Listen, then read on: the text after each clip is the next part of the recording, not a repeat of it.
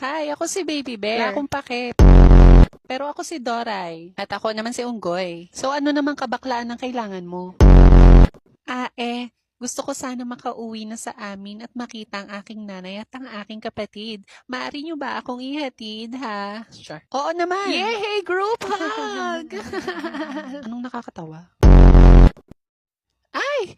May pagong! Mukhang hindi sila makaalis kasi hindi niya magising yung anak niyang tatanga-tanga. Tulungan natin gisingin ang kanyang anak. Isigaw natin na malakas. Gising pagong! Di ba sabi ko laksan nyo? Isa patang ina nyo. Gising pagong! Ayan, nagising na ang putat.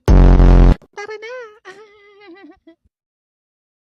Napakasarap talagang tumulong, lalo na sa mga nangangailangan, di ba? Oo nga. O bakit may pag-ikot, be? Saan kaya ang daan papunta sa bahay ng lintik na baby bear na ito?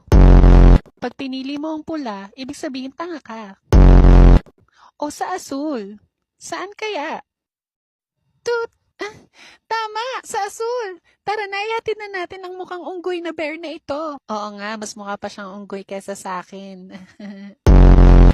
Ganon. Tara na. Mama! Mama! Andito na ako! Anak! Napabuka ka na ako eh. Saan ba ikaw galing? Ma, nagdala ako ng kakainin natin mamaya sa dinner, oh. Hindi nila tayo naiintindihan kaya okay lang mag-usap tayo. Ay, mukhang malasa nga ang batang ito eh. Pati ang unggoy pwedeng adobohin. Bitch, what are you saying? Yeah, dude, what's up? Halika na, ma. O siya, ihanda mo na ang talyasi at ako na magagayat. Oh my gosh, let's go. Halina kayo. Hala, may humps. Ay, wow, tumbling yarn. Maraming salamat sa inyong pagtulong. Bye, bitch! Ay, may dagang mukhang tao.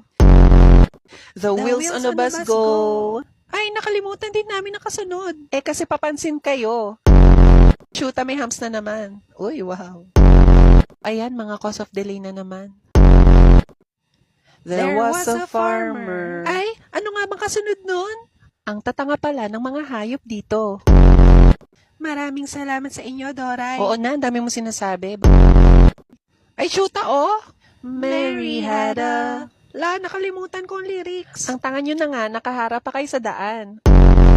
Sa wakas, nandito na tayo sa bahay ni Becky. Hola, bitches.